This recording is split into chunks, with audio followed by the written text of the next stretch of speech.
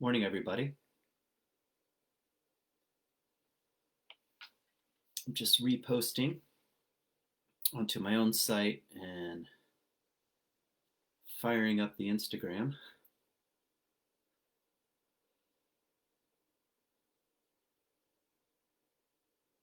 Let me see here, 1 second.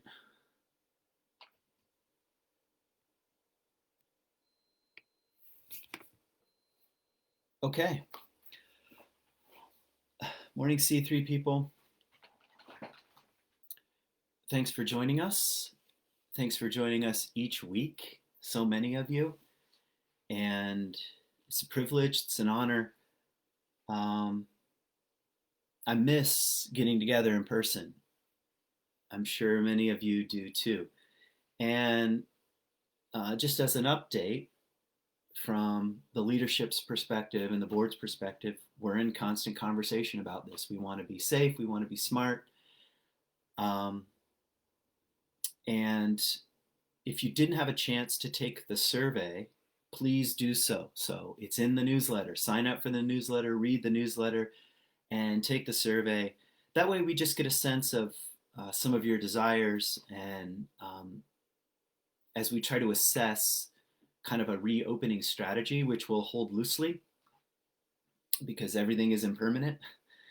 And I think we'd like to say we're hoping by just after Labor Day we'll be meeting together in person, but of course we'll 100%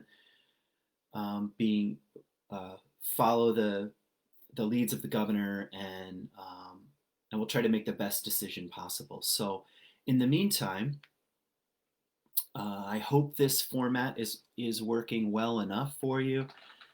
And I found it interesting and kind of encouraging in a way. I'm encouraged that so many, I think, are interacting in this way and using Facebook. And also some people are joining our community each week that we don't know. And or maybe we're just getting to know. And so it's kind of amazing. So yeah, thanks for being a part of C3. If you're brand new to C3, go to our website, c3westmichigan.org, and you can read our values. I think it gives you a glimpse into the kind of community we are and the kind of community we want to live into. So keep that in mind. The other thing I want to say is every single week, directly after this talk on the Facebook page for C3, which you should like, I post our weekly musician who joins just after the talk each week. And this week it's Reggie King Sears. You're not going to want to miss this. And I'm really grateful to the musicians that have said yes each week to go live and contribute to the conversation in the way only musicians can contribute to the conversation. And it's really important to support our local musicians right now who are out of work. So with that said, what do I want to talk about today? I'd like to talk about Toward a Third Way, Part 2. Last week I wanted to have a conversation about the third way, about a third way. And I felt like we were just getting going, especially in the talk back, which happens at 11 o'clock. The sort of roundtable conversation we're having, I realized, okay, we're probing around in some things that maybe need some further explanation. So that's my hope today. I want to talk about the third way, part 2. And I think the opening thing I want to say is, why talk about a third way? Because of the intense polarization of the times we're living in, especially in America, where there's so much division, so much anger, so much resentment, rooted in fear. Maybe I should say so much fear. There's so much fear. And fear activates that fight or flight, activates the splitting off from, and And none of us get out of this. It's evolutionary, this kind of reactivity. We can't float, 6 inches above our own instinctual selves and pretend to be enlightened. When fear is activated, it tends to, we tend to become egocentric and ethnocentric. Our world gets smaller and divisive.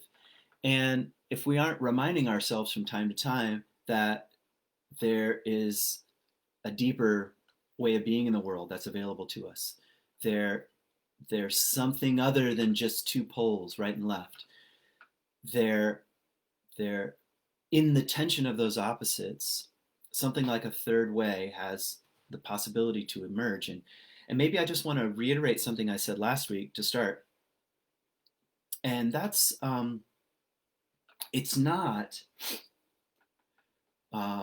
if we could just get rid of the left, we'd be okay. Or if we would just get rid of the right, we would be okay. It's something like the right and the left have gifts for the world, and they have a shadow side, they have a dark side.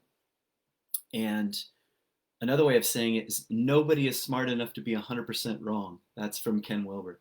So I think about that with people who are on the opposite side of the aisle, or have a very different worldview than I have. No one is smart enough to be 100% wrong. So what is it like to be you is a great question. What's difficult? What causes you anxiety and suffering and stress? And to open up to the possibility of the other is a step toward that. So it's not in the division, or the getting rid of one side. It's in the tension of opposites. There's some truth over here and some truth over here. And of course there are falsehoods, and falsehoods abound, and falsehoods abound in me, and falsehoods abound in you. And in the tension of opposites, there's the possibility of the cleaning of the lens, of a clarifying.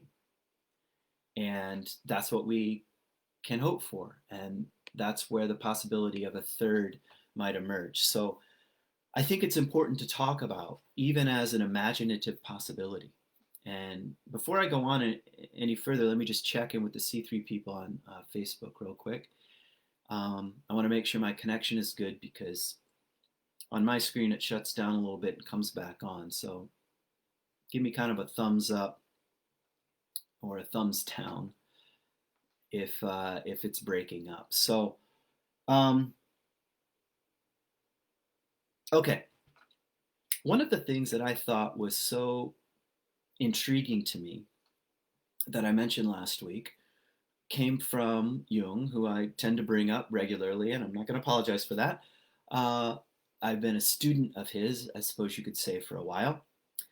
And so he says the healthy psyche is a democracy. A healthy psyche is a democracy. And I'm going to guess what he means by that. He means something like it's in conversation with its opposites. So in a democracy, nobody gets to decide the kind of people that are allowed in the democracy and the kind of people who are not allowed in the democracy. That's not a democracy. A democracy is who's present and how can we include them in the conversation. Of course, America has a very long ways to go in including the marginalized voices, which have been historically oppressed, historically sidestepped. So, of course, we have a long ways to go. But the way to a healthy democracy is by including the voices of the other. And the same is true with the psyche. So as we grow up, as we get healthier, and I don't necessarily mean grow older, because you can be a psychological child and be 74 years old. So as you know, not picking on you, I'm sure you can think of somebody. But as we grow up, if we are becoming more healthy, we're coming into greater conversation with the parts of ourselves that we tend to deny, repress, separate, and split off from. So I'll give you examples from my own life, my own greed, my own selfishness, my own racism, which I mentioned a couple weeks ago. If you were to stop me on the street 10 years ago, are you greedy? No way. Are you selfish? No way. Are you a racist? I'm the least racist person this kind of thing. Um, but oftentimes that's just the pushing down of material that's unsavory and unpleasant and splitting off from. And if I'm going to grow up, I have to re-own some of that stuff. Yep, there are times when I am part of me is greedy and selfish and full of anger and lust and fear, and I don't treat people kindly. I don't love my neighbor as myself, to quote Jesus. And the more I own such a thing, the more I say, yep, that's true, the more I'm coming into conversation with the parts of myself that are ordinarily pushed away. So, a healthy psyche is a democracy, and a democracy talks to each other. So, in terms of extrapolating out from there, the same is true in the collective field. A healthy democracy talks to itself. A healthy democracy includes the voice of the other. A healthy democracy makes one more seat at the table for another voice and another marginalized person. Not to put them up on some kind of pedestal, or to be like, or to say my voice is meaningless and now we need to hear from yours. That's more rooted in shame, I think. No, it's saying I have a voice at the table, my perspective, but so do other people. And can we work toward the healthy inclusion of other kinds of voices? That's a healthy democracy. And so I was listening to an interview with a guy named Donald Kalshed is his name. He's a psychoanalyst. And he said something fascinating in this respect, and I want to share it with you this morning. He said, an unhealthy psyche is dissociative, meaning it separates itself out. It cuts itself off from negative experience. And that's, of course, a survival strategy. And there's really nothing wrong with that initially. This happens with any kind of trauma. We cut ourselves off, or the ego or part of ourselves separates ourselves from that negative experience so we can survive. That's what's amazing about it as a psychological function. We dissociate. And what he said was, that's what's happening in America collectively, where the society itself is dissociative. That's why we have such extreme poles. The left saying, if we could just get rid of that over there, and the right saying, if we could just get rid of that over there, or even denying that it even exists or has the right to exist. These are dissociative examples in the collective field. And maybe we could say something more about that. The conversation right now about history, like monuments and days that are to be remembered and historical figures and the past, both the right and the left, let's not make it a right and a left thing. Let's just say that the dissociative reaction is to cut ourselves off from the pain and suffering of the past, to either say it was a long time ago, wasn't as bad as we think, or whatever, we've moved on. Those could be examples. To deny that it even exists. We cut ourselves off from the pain of the past. I'm talking about collectively, so that we don't have to feel it. We don't have to feel the tension that brings to the present moment. So these are other examples, ways in which the culture, I'm getting this all from Donald Kalshed, that we dissociate. So we have to, as the best part of ourselves, as compassionate parents and friends and neighbors, keep arguing for a healthy democracy talks to itself. It talks to the other, and it talks to its past.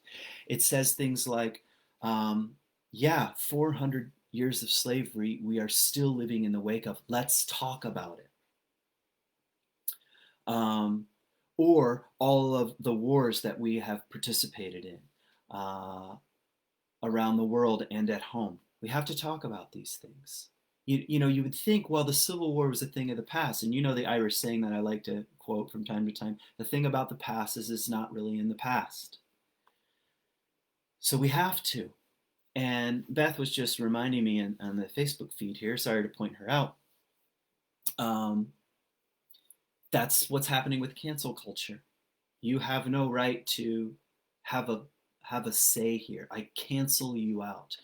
What good does that do anybody? That's a dissociative, reactive, a psychologically small place to be. And we don't, that's not going to contribute to health, safety, inclusion, mutual understanding, and peace. It's not going to. So we have to keep promoting, in a sense, in ourselves and in our families and cultures and in even the way we vote, keep promoting the kind of place, the kind of community, the kind of culture that talks to itself, even if we disagree. And maybe most especially if we disagree, because we might have something to learn on the one hand, and the other might have something to learn. And we don't know until we take a humble step forward. And at the end of this talk, I'm going to offer a couple of what I think are helpful suggestions from Thich Nhat Hanh about how to listen, because it's not easy. And I want to say something that someone brought up last week in our talk back in our little Zoom call about the teaching. It's like the metaphor of Thanksgiving. That's what someone was asking about. What about Thanksgiving? Meaning, what about people that are hard to talk to? Friends, neighbors, coworkers, people that really, really passionately might disagree with us, and we might disagree with them. And that's not an enjoyable place to be. And can we do it? Or do we need to just cut ourselves off? Say, I can't even talk to you. Is there a way to move forward? And I think Thich Nhat Hanh has some pretty practical suggestions, which I'll get to at the end. So the other thing I want to talk a bit about is a culture of fear right now. And I want to first say there are a lot of things to be afraid of. And I find myself, I used to wear this t-shirt in high school.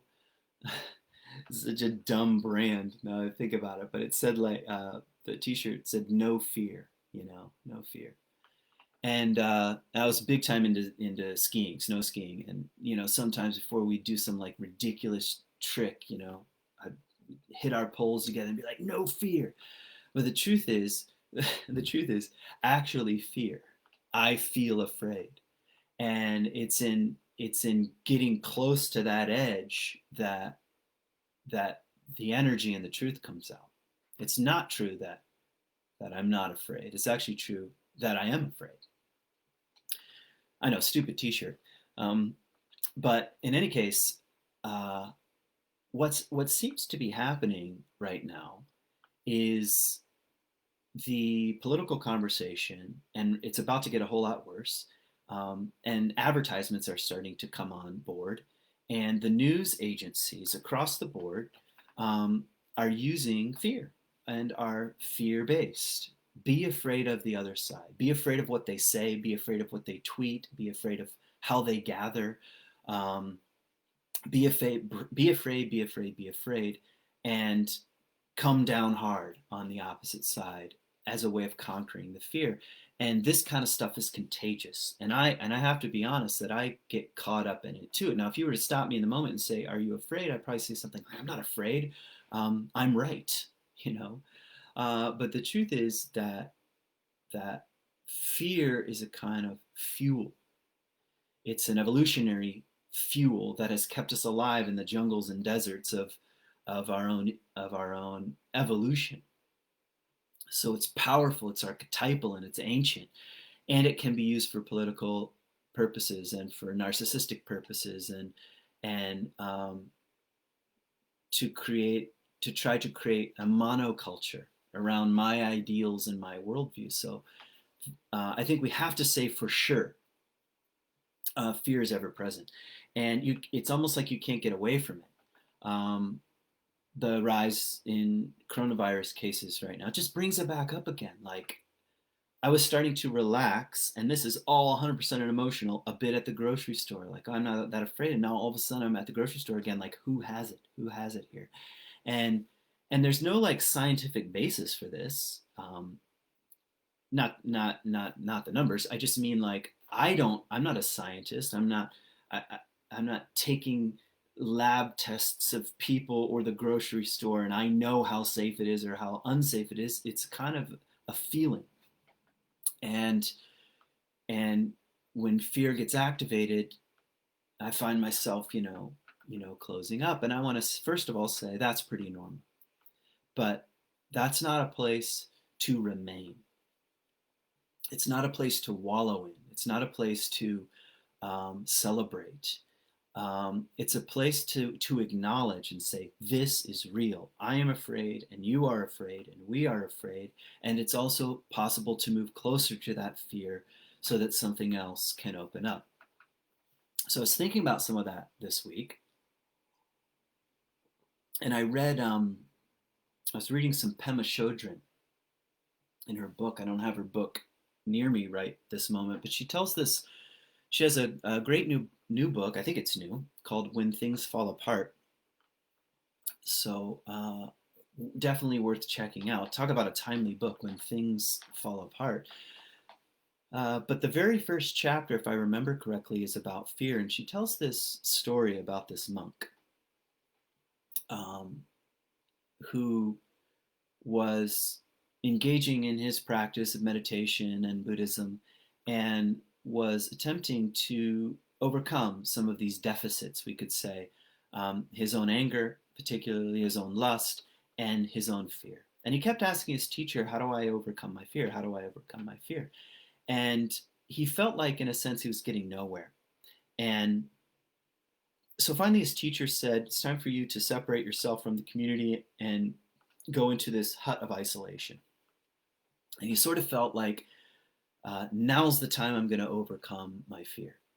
And I'm going to overcome it probably by willpower. I'm interpreting the story a bit, but by rising above it somehow, which is often what people think presence and meditation is about rising above one's problems. But like everything in the spiritual world, there's a kind of creative surprise, and it's not what you think. So he sits down to meditate, and he lights these 3